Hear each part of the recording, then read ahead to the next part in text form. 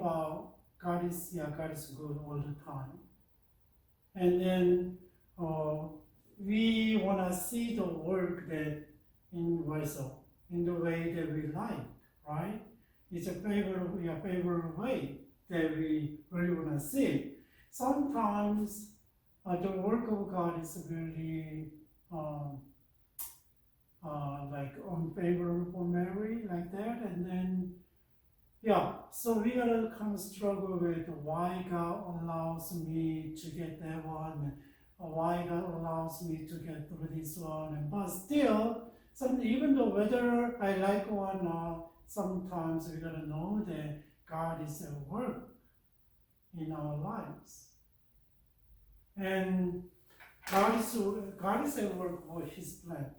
So I think so we need to open our mind and heart to listen to God. And sometimes we don't understand our situation, even though I didn't do anything wrong, and I try to follow, live out with the Word of God, and still we have a lot of things going through. Like my friend a month ago, and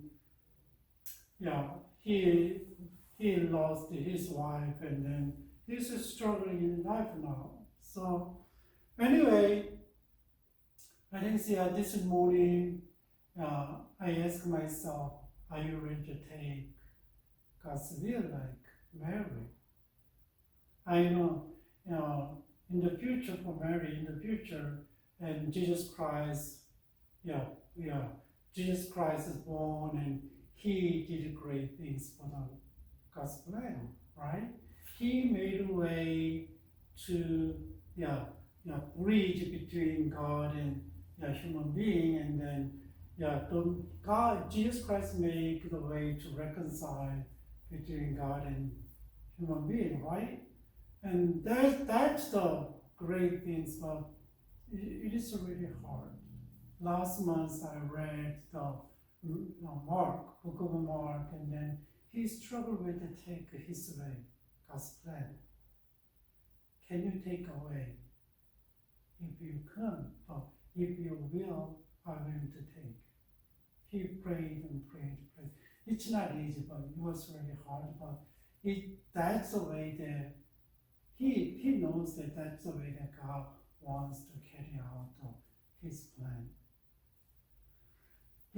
So I don't know what you guys are going through now, but still I want to see in God's eyes and then try to listen to Him. Maybe God is on the way to carry out His will through you and in you.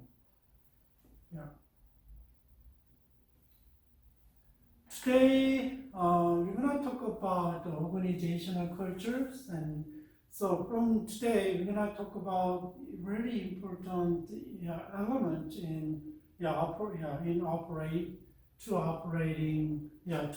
the school, right? Today, this morning, we're going to talk about the organizational culture, school culture, and what is that?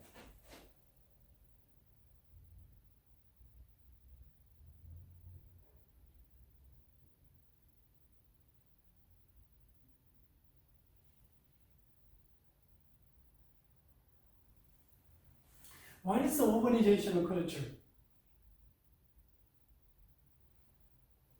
Maybe if you work in a company, maybe you can see what it's like, atmosphere, what's their goals, and what's kind of what they are valued, right? And there's two words, organization culture. Organization culture means that organization and culture, and just put together. What is organization? So last time we went through the definition of organization. Here is kind of a reminding of your definition. One of the definitions. So organization is operating according to sets of what? Values and goals and principles and procedures and practice that help define what is all about. And sometimes it's not describing with one word what is organization, right? But still, there is a lot of different elements there. Values, goals, and principles, and procedures. You got a procedure, and then practice that help to define what is all about it. That's the organization. And what about the culture? And here's one of the definitions here. And culture is the underground system of norms, values, and beliefs, and tradition, and ritual that has built up over time as people work together, solve the problem, and confront the challenges. In another word is that kind of it's all about the product of daily life. How do you live every day? And then there's norms that when you go to work, and then it's not written, but you have to follow. If you come to home, there is certain rules that we cannot see that your norm and values of what you are pursuing. What kind of what values are you cherishing? So, maybe each family has their own values, and my family has own values. So one of the values is to live kingdom of God. To live for kingdom of God. Yeah, that's one of the values. And then believe what you believe and traditions, and if you are Chinese American, if you are Korean American, and there's tradition, right? Korean tradition. My daughters, they are born here, but they really cherish their tradition. Really wanna learn about, and they're really curious about. And ritual, that is all the time and practice together, and then they and when they have a problem and then they solve, and they find a new way, and then cope with difficult things. That's culture. Can you put together an organization culture? What is the overlap?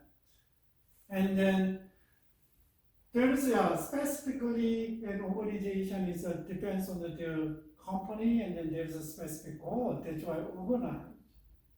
And even though in the culture, in the just the broad, in terms of breadth, and then what? And maybe in Korea, and China, and Japan, and America, and then we consider their own, right? Artcraft, and sometimes but organization, they will accomplish something, right? With all these principles and procedure and values. And organization cultures, that's why organization cultures and what? So informal expectation values shapes how people think and feel and act in organization, like the schools. Sometimes I know it's a public school and private school is different, but private school is really we can see what they are pursuing through the education. If you go to Christian schools, and they really emphasize education based on the Christianity, so you're gonna take some elective classes, right? And if you go to public school, they don't emphasize, they don't talk about the religion. Maybe in sociology class they can learn, but not like a Christian schools. What about the Islamic school? They have, but maybe, and what about the Buddhist school? And there's a lot of different schools out there, right? Once I talked to a Muslim, they have a school. We cannot see that the kind of high school and junior high school, Muslim Islamic schools around here, but still, they told me that they have school in garden room. So they really focus, they focus on teaching Qurans, and then their religion. And think about what's the values, what's the goals, and all kind of things what make environment, atmosphere, and then it shows in front of people. That's why that is one, and it's your informal expectation values shapes how people think and feel and behave in school setting. So the organization culture, school culture serves as a highly enduring web of influence and bind the school together and make it special. And I don't know, but depends on that's an informal talking between among the Korean Americans, and then I live in Cerritos. So a lot of Korean American people lives in Lordland area. It's about from my house. It's about 20 minutes, but the culture is totally different. School environment is really different. So I know it's 20 minutes away with the traffic, and sometimes 10 minutes without traffic, 5-10 minutes, and then just got there. It's like Koreatown. We can see a lot of Korean restaurants, and we can see a lot of shops, a lot of Korean people, right? And I heard that from my friend that their kids going to school, and more it's around 80% are Koreans. Maybe they born here, maybe they came from Korea, and anyway, just think about the culture formed, Korean American, by Korean American. But my area is like, I know minority, majority, and Chinese and Koreans and Indians, other, and more than 60%. When my kids go to school, and more than 6% are these people, and then other ethnic groups. And just think about compared to two school districts, how is it different, right? And that's why. And so it's really inside, it's enduring, it's kind of woven together and influence to the people, inside the people and outside the people. So sometimes it make it really special, right? And so the effective school cultures are characterized by people who have learned to trust and to share, as well as accept the others need to trust and share. And basically, we're going to talk about later, and then how can we make effective school culture?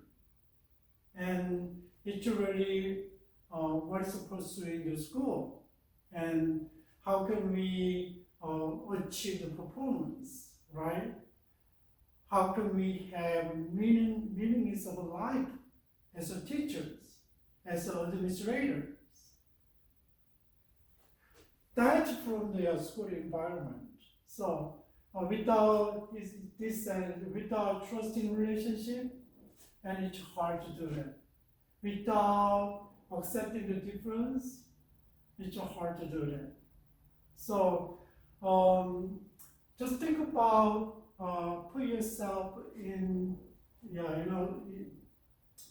school as a kind of administrator, like principals and vice principals, and how can you form the school culture?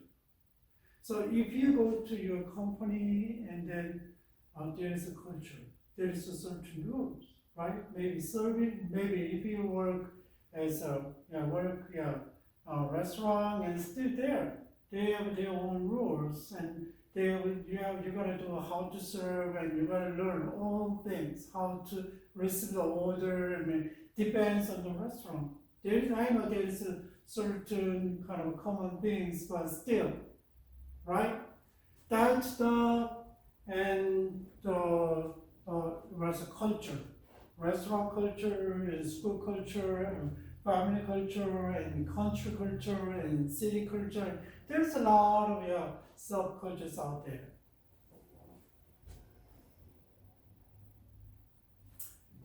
Here is Edgar Shane's models of organizational culture. How can they build up the organization culture? And here is he said Edgar said a leading researcher. He said organizational culture as comprising a number of figures, including shared pattern of a basic assumption. Pattern. It's not a random things. It's a pattern. They have a certain pattern, and then they made outcomes, article, right? And so pattern of a basic assumption that group members acquire over time. It's not a short period of time. That's a bad trend, and it's accumulated and over and over, and then And as they learn successfully cope with internal, external, organizationally relevant problem. So they needed to, they learned how to deal with the problem inside and outside. That's the organizational culture. He defined the organizational culture.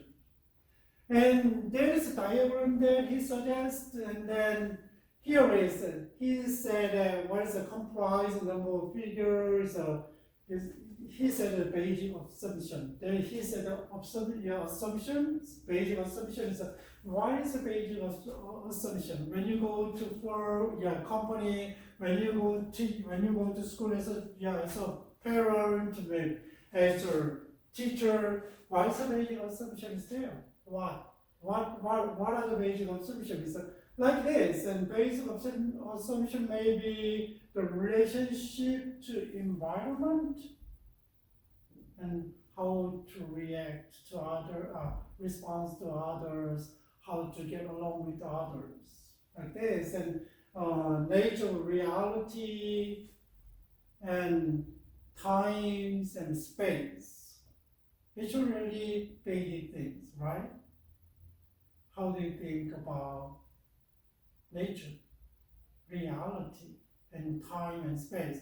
Just think about time is really different between the individualistic Western society and then also collective society. Like a relationship focused, and then it's really different, and space is really different. What about the nature of human nature, activity, and relationship? So everybody, most people have a basic assumption about how they perceive the reality and time and space, and then nature of a human being, and right? The perspective is different. That's why sometimes when we don't resolve the difference, and then what's the difference of perspective, the conflicts occur. Conflicts occurs. Last night I went to church, and then because our pastor called me that we have a certain meeting, and they can come to my office if you are able. So I said yes, and I was there. They are talking about something, conflict that we have to deal with. So right, that is basic assumption. Also, basic assumption is that without assumption, and then we cannot form our values. What is human beings? Human beings are good, or bad, or neutral. Depends on. And what's a Christian's perspective for human beings? Humans are simple. Human nature is simple. It's a different understanding, and maybe humans are really good though. They have ability to control and govern, and they can do whatever they want to do. That's a humanistic perspective, right? This is different though. That's the basic assumption, and then what? It's sometimes debatable and sometimes really clear, but it produces what? It spouses the values.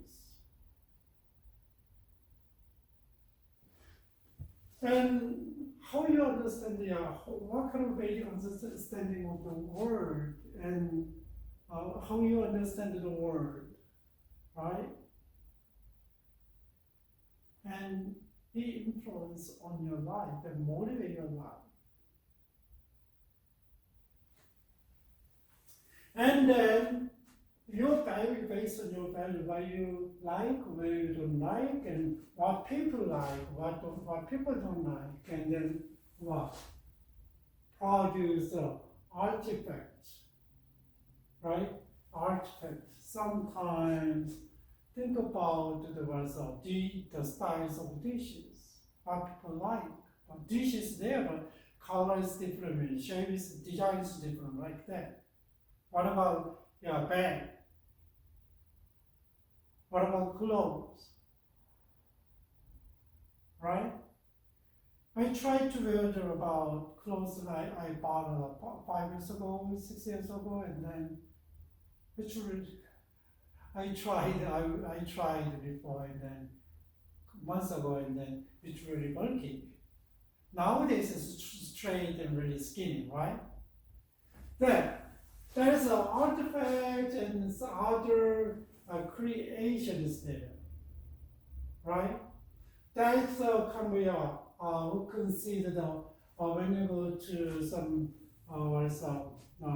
cobblestones and some buildings, and it's created a long time ago, like this, right?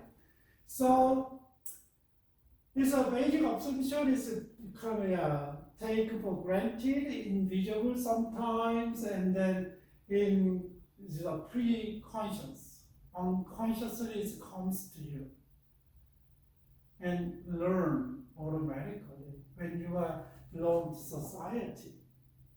I know sometimes some people are resistant, I don't want to take that one, and even though, it's not a good thing, but even though I grew up like a really, collective society, is really focused on the group identity and group, and but my tendency is really individualistic. My trait is really individualistic, so sometimes when I work with others and which there is kind of, it's not easy, there is a strength, tension is there, like this. But basic assumption is taken for granted, invisible, and unconscious. And then this one is kind of, it's developed, and then come to the surface, and then we got aware. What am I pursuing? What is my goal? What is the value? What I value? What is the good? What is the bad? Like this, and then this process and the visible, but open up,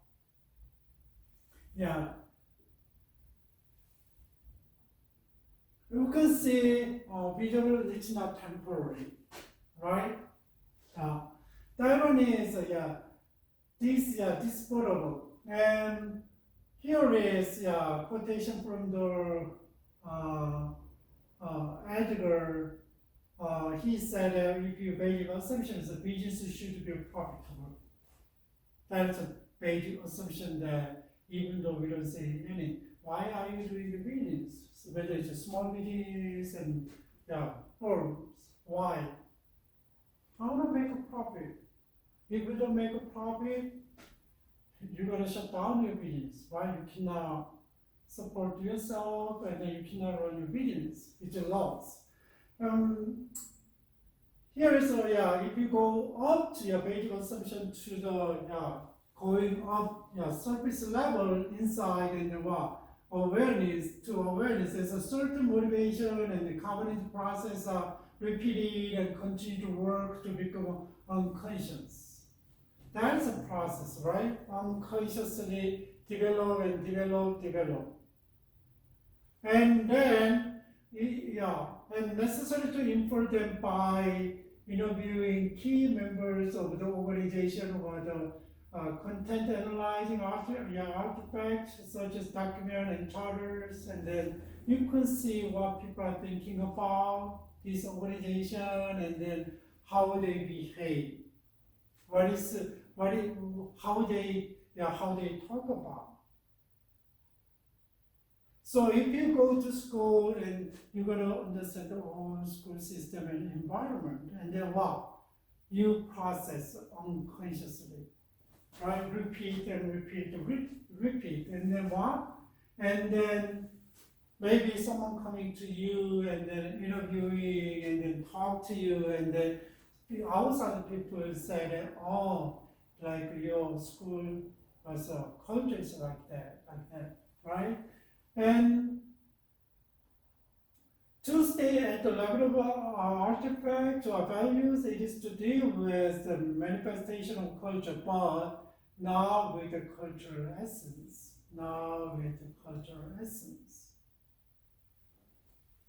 That is his model there, how the organization and kind of form their cultures, and then it's if you understand what's the definition of culture, and then maybe from the anthropologist, it's similar with this one, but he a little bit developed, applied to organizational cultures, and then he developed like this.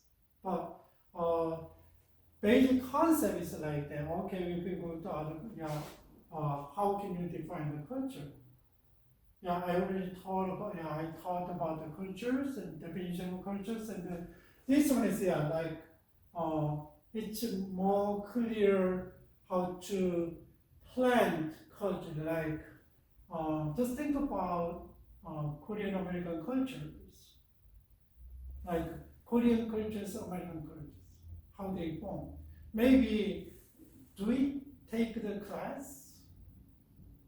Okay, this is a Korean American culture 1, 2, 3, 4. Oh, if you become a Korean American, so you're gonna behave like this.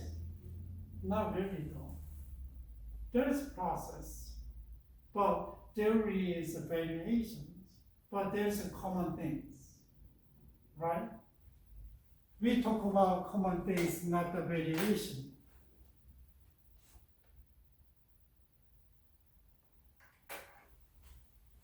And there is major element of organizational cultures. Okay, if we wanna develop the organizational culture, what kind of element we need? So if you are principal at school, and then you go to new school and see starting new school and maybe international school, in cross-cultural setting, maybe if you go to another school, but not, it's a pretty new school, and how can you develop the school culture? If you go to the new school and there is already school culture is there, and then if you don't like it, and how can you examine the school's culture, and how can you develop the new school cultures? And all the time you gotta think about what is the values and then ideals. What values the school are practicing? What values are schools practicing this? What kind of behavior are valued in the school, and what does the school aspire to become? That is the values. Maybe they really focus on the performance. Okay, we got we got a 900 in standardized test. Maybe they input a lot of effort on helping the student to study. right? That's a value. So what about relationship between teachers and between parent, between teacher and parent, and between principal and teachers, right? What about students? What about norms? There is norms, values and ideas, and we can communicate, but it's not, sometimes we can see the outcome, but the concept is what, like we cannot see. Integrity, can you say integrity? No. But the outcome said by how students behave, how teachers behave, how principals behave. Who can see that, right? Norms are the unwritten rules stating that people should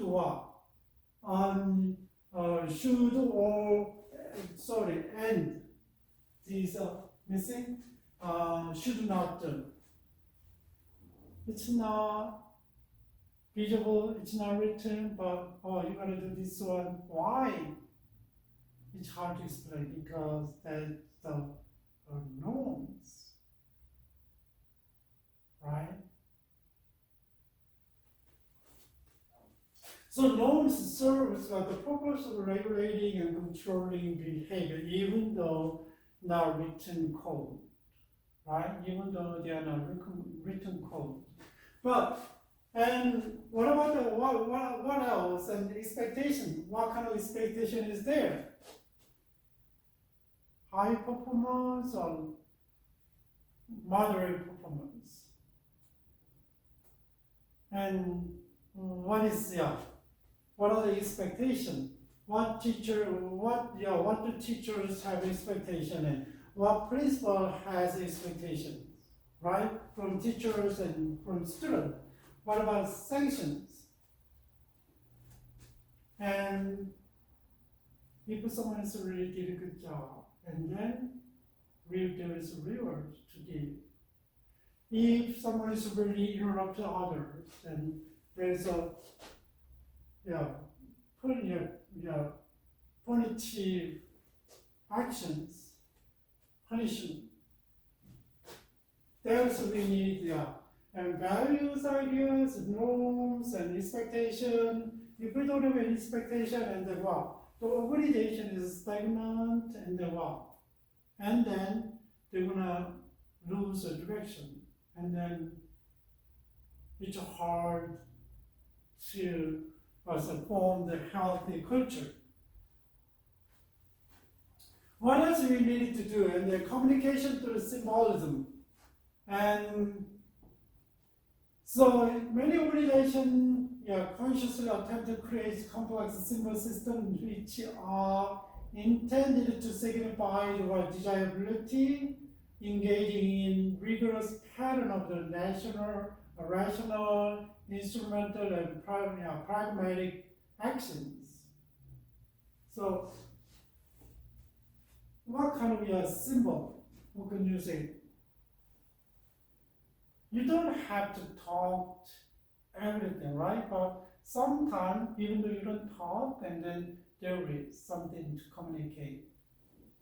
So here is storytelling about important events such as how organization face up to particular challenges, and then group rituals such as annual banquet and reward recognitions, and also organization slogans. They're like excellence is our goal, like this, and they are all about the symbolism. Why they do annual banquet? Why we have to recognize who really contribute to achieve the goals, right? That is what is storytelling about important event, what we have done, and what it means behind. Just forget it? No. We have something. We have agendas here, right? That's symbolism. What about the symbolic activity through behavior example? Just think about supporting reading break, and then And there is, my kids there's a reading time, between like 50 minutes or 30 minutes, they have to read, sit down and read.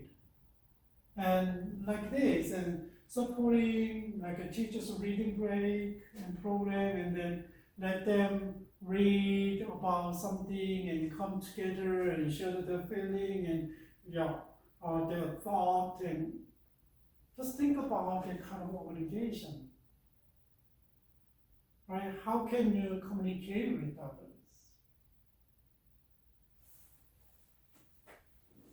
That is a basic component of to form the school cultures, organization cultures. And here is cultural element of the effective school. Okay, how can we make effective school? Through through school cultures. And sometimes think about, and some schools are really good and some schools are really not good, right? But I don't know, maybe based on the scores, testing scores, and then what about the relationship among the teachers and relationship between the teachers and school, the parents, whatever. And then largely, he said, okay, there is a basic element for effective schools. And then, okay, we got a cooperative community, parent relationship. And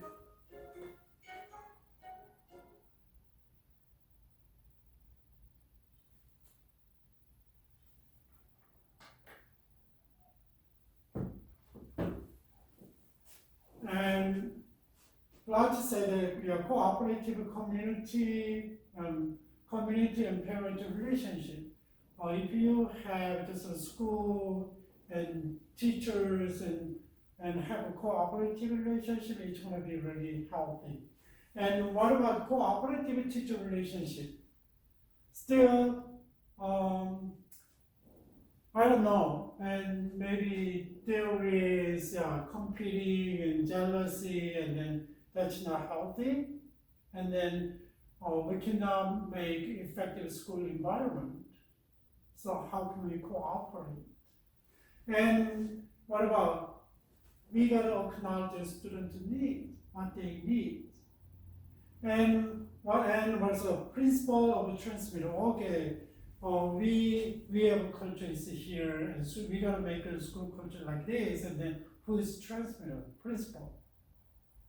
And he can talk to the student, and he can talk to your parents, and he can talk to teachers. So here is our book says that he suggested 3 criteria basically. It's a kind of major element. Here's the first one is that the side of the school-wide norms that emphasize the value of the academic effort and achievement. That one is a major, one of the facts. And consistently apply set of expectation that stress on the importance of staff members striving for excellency and student performing up to their potential. Teachers need support, and we gotta kind of really push the student to achieve their potential. And system of symbolic activity and sanctions encourage the real effort improvement, and then accomplish while discouraging ordering complaints. That is he said that, or they said, and Swanson, and then Swanson and other authors this is a major factor there to make effective school, but they give to us specific little bit stretch the element. And first of all, he said, cultural element for the effective school and then the positive organizational culture, positive. Negative culture is kind of the environment is really, really frustrated and there's no desire to do that, right? And here is Perky and Smith said that the importance of developing and maintaining positive organizational culture, if it is a school, is to web effect.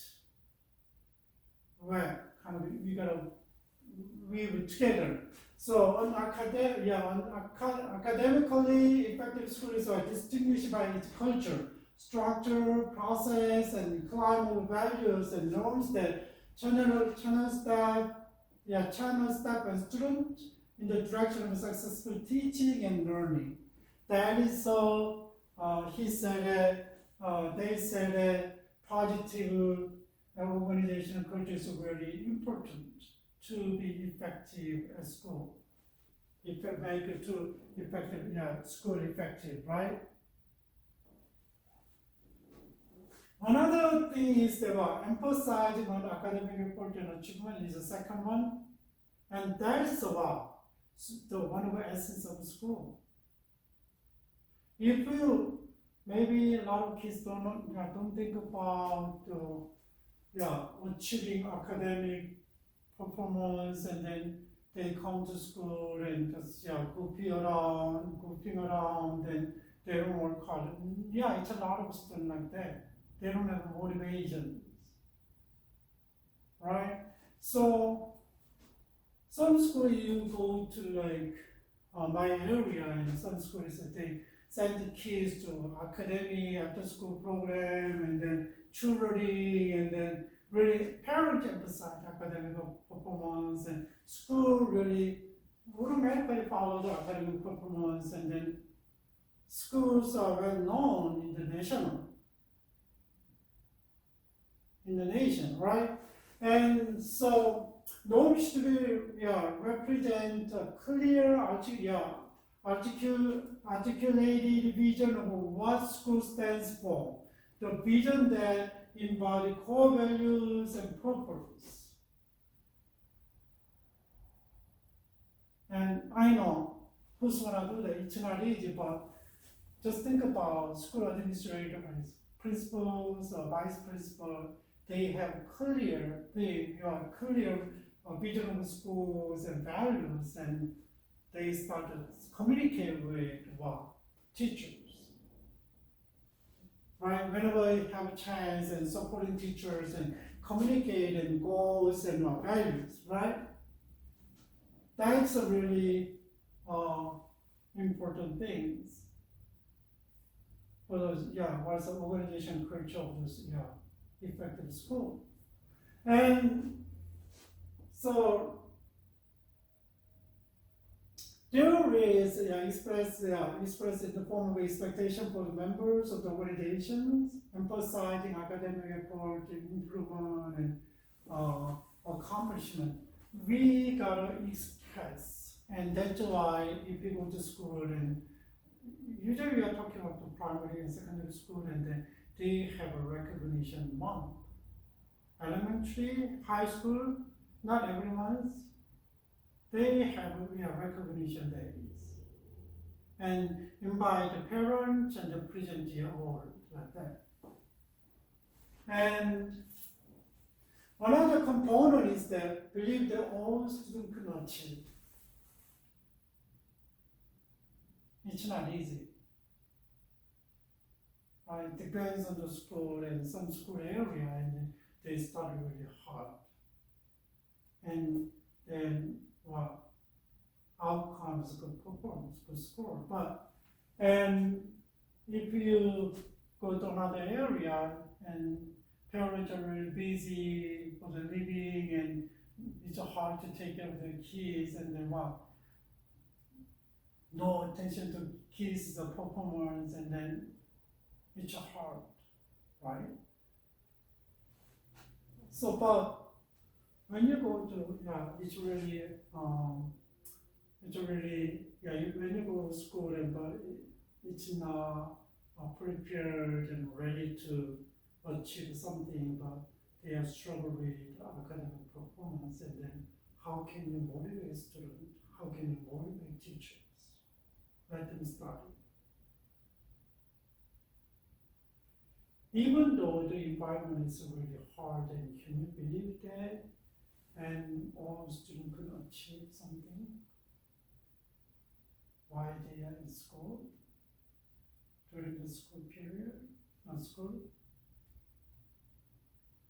It's not easy. I know a lot of movie out there trying to, sometimes, I saw the kind of clip on Facebook, and then, it's related to education, and then, but it's not easy. It's not easy.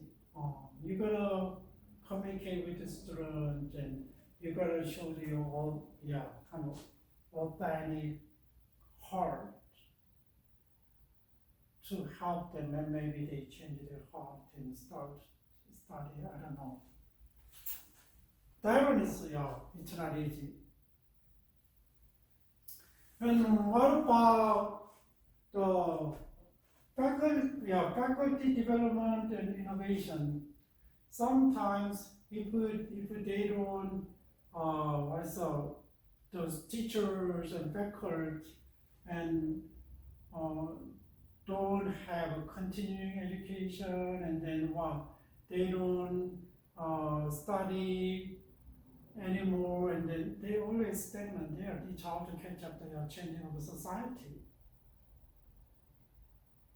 So how can we innovate, help the teachers to be innovative, and how can we develop them? Maybe they can send to their new conferences, right? They can school support and different programs,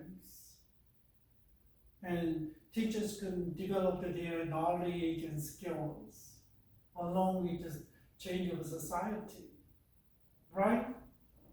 That is so by helping others through experimenting with the different approaches, and then there is a lot of programs out there, and then think about how can we support faculties and teachers, right, to do better.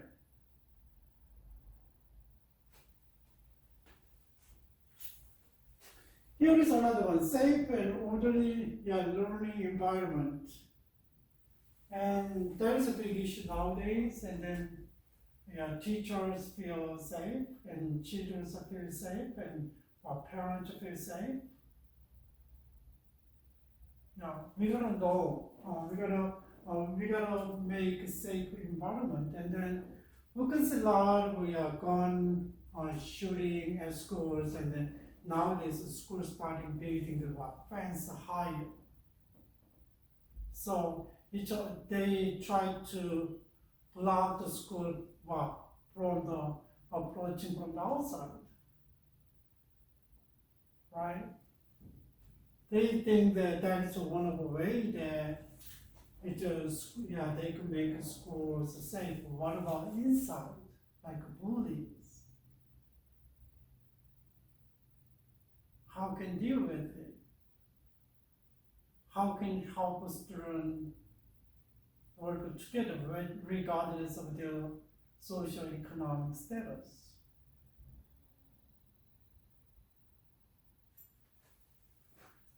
There's some idea about how can you how can you build a school culture to be effective at school, right?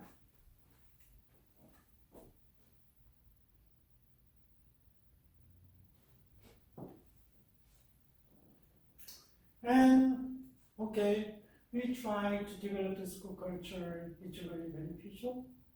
For whom? For whom?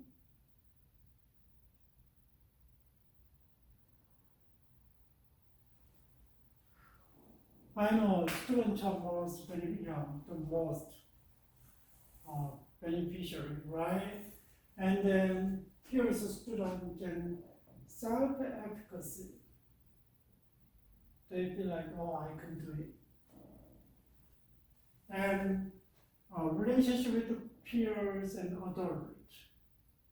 And general mental health. Now there's a lot of mental issues. And then achievement on the standardized test, class grade. That is the effective school outcome. Is from the Yale Child Center. So program they learn. And there's more than that. By the research, and then if we make the school culture healthy, and then the outcome is automatic like that. To students, what about to teachers? They keep developing themselves because there is support from administration. You can go to conference and you can read more and you can open to other things, like you can adapt to new technologies.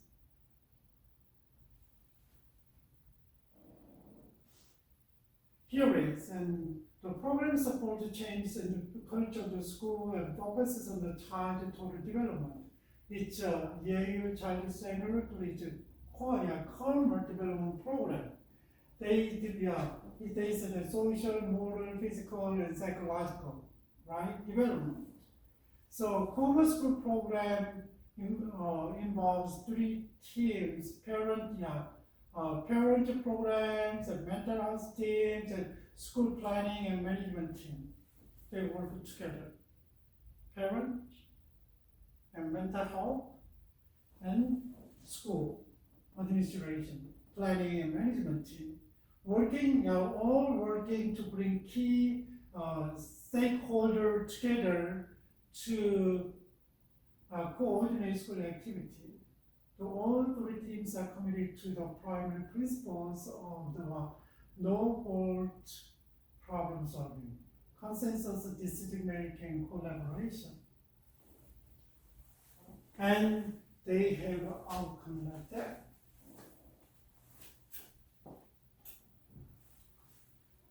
If we work like that, and the student has a really big benefit, right?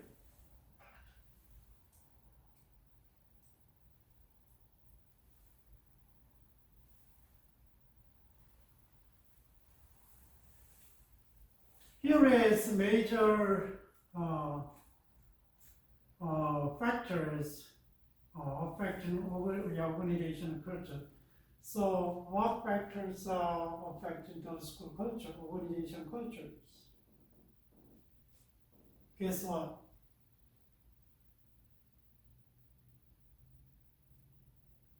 Think about history, how they start, with what kind of goals, how they developed. And we are here, what are you looking forward, whole history. So history is one of the factors that are affecting the organization cultures, right? Sometimes new principle came and like a church, and it's hard to change the culture. So usually they follow and add something. But maybe time goes by. Little by little, the cultures change. When you look back 30 years ago and 20 years ago, we are not like this, right? It's different. And that the history is really important. So, what else? Characteristic of the members of the organization, we gotta know who are they. What kind of personality they have, what kind of attitude they have, right? That is one of your factors. What are the current problem and external demand? What are the problems the organization facing? What are the demanding from outside? How can we deal with that one? That one is, it's not, sometimes we can solve the problems one day, and then, but still was a effect of the school, right? Running, and then you gotta reflect, and then you gotta run the school like that. That's why external demands and current problem. What kind of problem you are facing, and then we have to deal with the problem and then solve in a better way and keep going and moving better way. That's why the Porky and Smith said that that's a major factors. But here is how can we develop the school culture, but what is the administrator's roles in developing the school culture? Okay, you guys become principals and you guys become a teacher, maybe. I know there's a school cultures there, but it's the first grade and second grade and third grade, but there's a home school, A, B, C, D, and my home school culture is different from other home school. Second grade, culture may be different from the what? Third grade, student. There is different characteristics, right? So, administrators, as principals, and then vice principals, we are principals, and how can, what kind of role they have to do to form, school cultures. And here it is. First of all, enhancing school culture. How can we lead to school culture? And here are some principles there: modeling and creative teaching and leadership behavior. That is a basic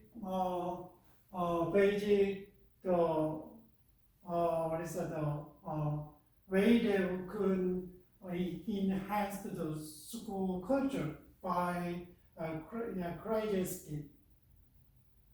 And how can we kind of provide modeling and creativity and leadership behavior? How? Here is some examples, and then envision the future direction of the collaboration. Okay, how can just think about envision? How can we work together?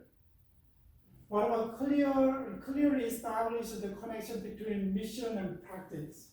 Okay, here is our mission, but you don't practice this one?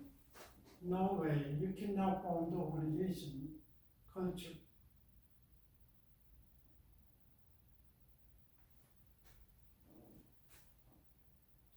And what about view problem as an opportunity and focus on solution?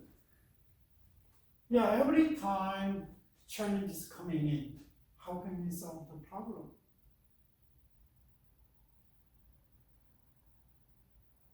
And really focus on the solutions, right? The problem is opportunity. Consider the problem as opportunity. I don't know, like a school and for organization, same as for individuals. What about be creative and stimulating good teaching practice? Creative and stimulating good teaching practice. We need to do it. And what about think of others? How can we collaborate with others? How can we cooperate with others? And then that if we don't think of others, we cannot do it. And then foster step of development. We are going to talk about opportunity to go conference and opportunity, support to take classes and provide the tuition, support the tuitions like that, right? And create a network that decreases teachers' isolation and promote professional sharing. It's not competing each other, but how can we work together and then develop the networks, help each other. And stay focused on the most important outcome and student performance. That is the way that you can enhance the school culture. Yeah, first of all, we gotta enhance the school culture, and then what? And there is subcultures and countercultures. I already told you there's a big school culture. School code is here, and then symbolic communication and symbolic activity. We try to achieve our goals, but every grade may be different from each other. So first grade is different, kindergarten is different, sixth grade is different, right? That's a subculture. There's a different like this, and then maybe. And if you go to school, then there's a subculture there, right?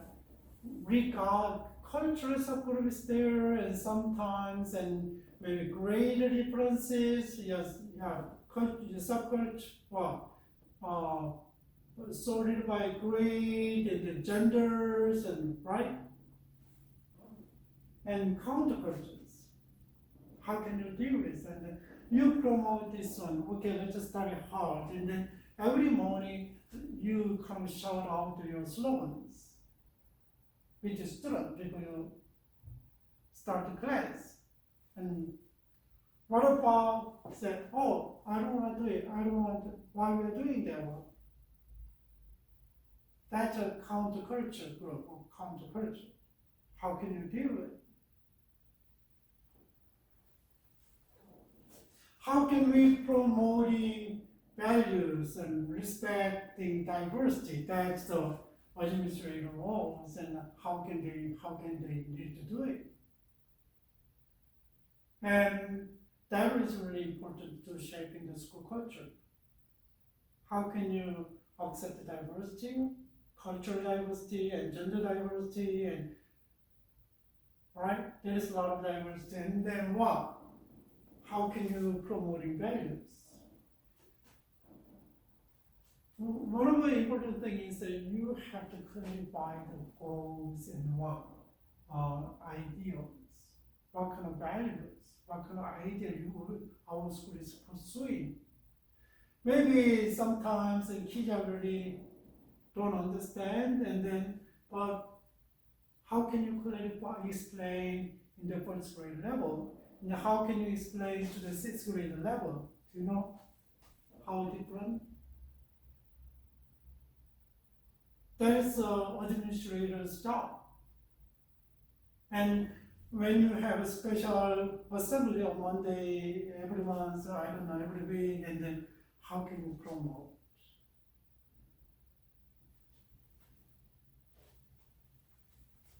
And what about shaping the culture through the choice of staff? That's a really important thing. So when you hire someone, and then it's really different from characteristics different, and personalities different, and the values different, and there's region we don't hire. There's a lot of struggling. So I worked in an organization, but the leadership is changed, totally changed, and then systems are changing little by little, and the workers, co-workers who are working with us and you as the leadership, and then they are very confusing. They are very confusing and leaving. Because just think about co-workers, and they are think what's better. to shape our organizations. I know a lot of people work for the money because they have to live, but sometimes a lot of people at the same time think about the meanings of their life. Yeah, schools, same. I know, so nowadays one of the problems is about teachers' salary is too low and it's hard to support themselves, and then, yeah, that is maybe one of the issues at school now. And then, but still, even though it's less, a lot of people commit their life to teach kids. Because some of them, they love it, some of them, that's what I want to do it. It's really important for the society and for the kids or whatever, and then they do. Yeah. So, shaping the culture through the formal leadership appointment, and then, yeah, and working with the informal leaders and handling conflict between the formal and informal leaders, and then maybe think about when you go to school and there's office work and there's teachers, and then you got, if you are the administrators, then how can you work? Not by yourself. Sometimes that's why. And informal leaders, and then, like this, you gotta work with others. Right? Sometimes there's formal leaders, informal leaders, I mean, that gives a lot of influence about, influence to teach schools and parents, and who can call them, right, taught. That's a way that you can promoting values and respecting diversity, right? And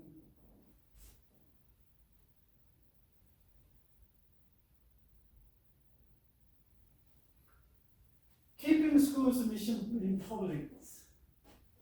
Keeping the school's mission in public, that is a very important thing. Even though there's a mission is there, and even it's not showed up to public, and then there is no, it's not, and it's not recognized by people and parents, and then they cannot see it. And it means that if keeping the school mission in public, and then okay, our school gonna achieve this one, and blah blah blah, and then you gotta see it, you gotta work on it, and then that's the evaluation with the outcome. Which kind of, that one is kind of self-motivating, and then present yourself to public, and you work. People gonna see how you are doing, right? That's the roles, the administrators' roles. In effective school, the administrator and faculty should develop the statement of purpose and belief. If you go to organization and non-profit organization, and like me, I have set one non-profit organization, and then there's a values. There's a vision statement and mission statement. There's a values for how you develop, achieve our vision, with how you practice, through the what kind of practicing, what kind of value we practice, right? So the purpose of the school is to educate all students to high level of academic, high level. And to fulfill this purpose, the member of the school staff believe that, okay, how can we achieve this one, and all students should do a challenge academic program, and all students should master their grade level of activities, and students are obligated to prepare all students to perform at the master level on the objectives of the course. That one, right? If you really think that the purpose of, the purpose of school is to educate all students to high levels of performance, academic performance, and then how can you do that? You're going to do this one. This is one of the examples.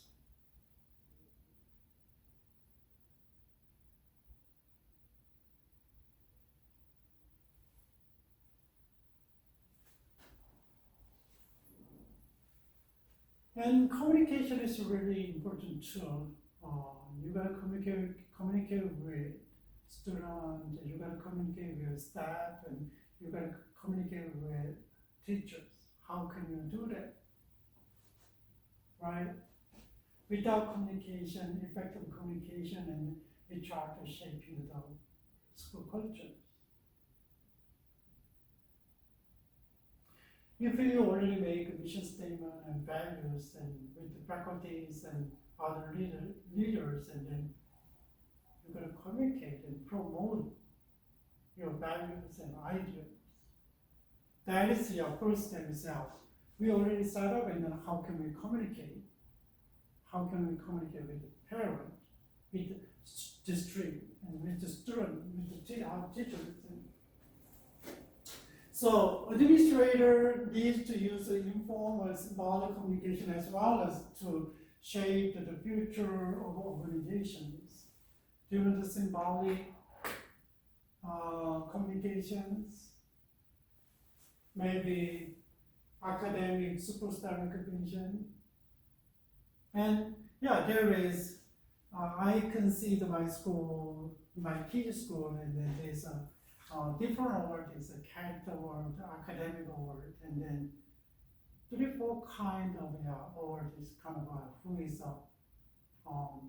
most improved, and someone is improved a lot, and they have awards there, and math and English and social science, and there's a different kind of award, and then try to encourage the student. That's the symbolic communication, though, right? Student. What about home recognition? And maybe the kindergartners for my kids, and then first grade, I don't know, first grade, and then they have kind of bear system. White bear and black bear and red bear and pink bear, and then which bear is best? Black bear. Black bear is once in a while. If you are doing good and do homework and you work hard in schools, and then maybe you can get a white bear. If you are okay and pink bear, if you are trouble, and then you could get red bear. That is your kind of your system, right? And they recognize their work and attitude.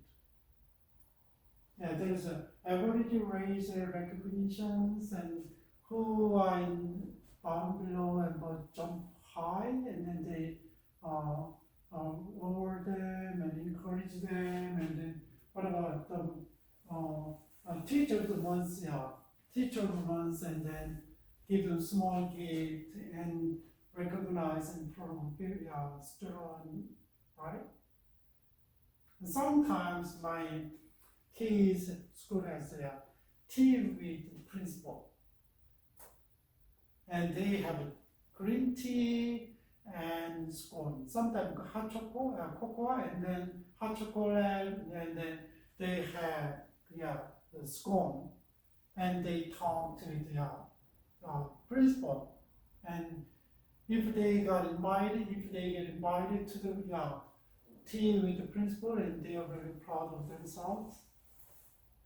And there is a lot of symbolic communication, but making sure that written communication is really important as well. It's a clarify, but we need to develop the communication skill because different level of the students you're working with. And even though they are in high school and ninth grade different from the 12th grade, right? But primary school, elementary school, think about it. Elementary school, they are kindergarten to 6th grade or 5th grade. How can you communicate as an administrator?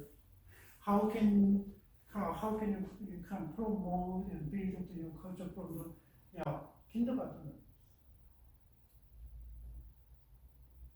That's why it's really, really important, working with your co-workers and the teachers,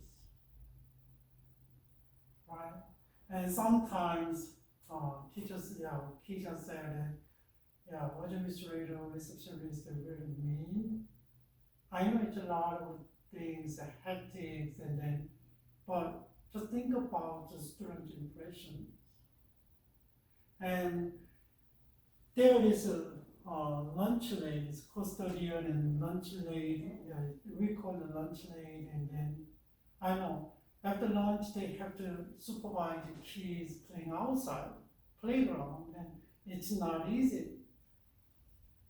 And they are already complaining about lunch lady, they are so mean. That's just think about, even though they are little kids, and then how can you impress the kids and kind of draw their behavior? Not falsely, not and we need a punitive action, but how can we communicate with the kids? And how can you communicate with the district? How can we communicate the board members, and how can we communicate with parents? There's PTA meetings, and there is other things, and about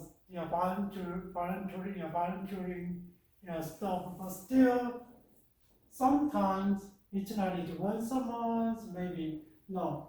When usually we have a recognition day every month, so I don't know, and every quarter, and then maybe when we go there and parents are sitting down, and maybe kids are presenting something and a word, and principal came out and short kind of speech, and I don't know how much they kind of delivering their values and ideas and their goals of education, right?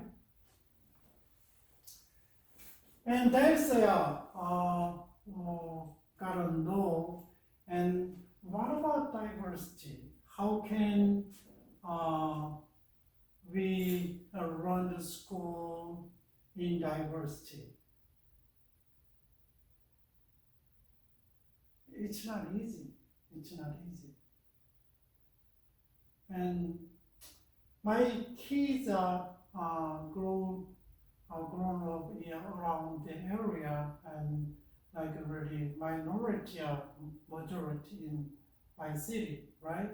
And there is no problem here, and because elementary kids, and then there's small school and junior high school, a little bit bigger, and high school is about 2,500 kids, and my older daughter went to first grade is 1,000 people. It's a total school is 6,000. It's almost double over their high school. And my younger one goes to a small college, and the whole student is 1,600 people. And they try to college is different from primary, secondary education. That's a higher education, and then that's a big issues. And just think about ratio of the race. Like 60%, around 56% around there is white, and around 20% and around Asian, and 20% Asian, and then other, and Latino and Black is around 10, 10, and 20, and then rest is 10. So mostly it's less than 50%, almost less than 50%. And when something is coming up, and then it's hard to deal with. even though there's a minority, and then what? They have their own, the black community have their own things, and Asians kind of, yeah, they don't have kind of, yeah, what is up, and yeah, kind of, yeah, they don't have their own power, kind of co-hero, yeah, kind of, yeah, and Hispanic and the Latino have their own things, and it's a lot of dynamic inside the minorities. And then what about the primary education and secondary educations? How can you run the class with diversity?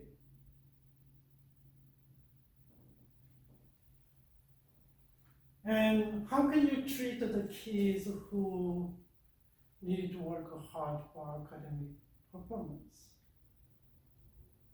What about those, if they are really, I know school provide free lunch for the people, for students, but still, yeah. And there's ethnic, different ethnicity and race and gender and sex and gender. Nowadays, gender is a big thing, and how can consider all things, and then we can run the school.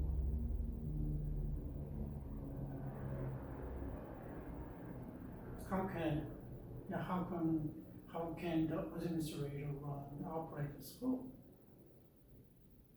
That's why developing school culture is really important. Developing school cultures, and depends on the school culture, and then the school gonna be known to nation, and not really. So my area is really, they in parenting, there's a lot of resources on kids, and then they are very excellent, and standard test and other tests, and there is one is in elementary, two elementaries are really well known, and then one is and high school is well known. Junior high school put together, it's not a big school, but it's very well known in the nation. And just think about it. So academics is a primary task they have to work on it, but still we gotta think about the physical development and psychological development and mental health. It's very important things. Yeah, so there's a lot of challenges and issues, but how can we develop the school culture to prevent all the problems, right? How can we do that? That's why today we are talking about developing the school cultures, and then its idea is coming from the organizational culture, and then but still we consider school as an organization. So that's why we implied the idea, and then there's a lot of studies came out. The lecture is based on studies from our books, and then if you read a book, and then you can get more ideas, and then maybe you can Google it, and then how can we create a school culture, and what's the effective school culture, and then there's a lot of articles, and then studies, and some ideas. So I hope that you can get ideas. All right, so last night's really cold, and like under 40, I think it's the first time. So in my area, not here. So I hope that you guys take care of yourself very well, and stay warm, right? And see you next week. God bless you. And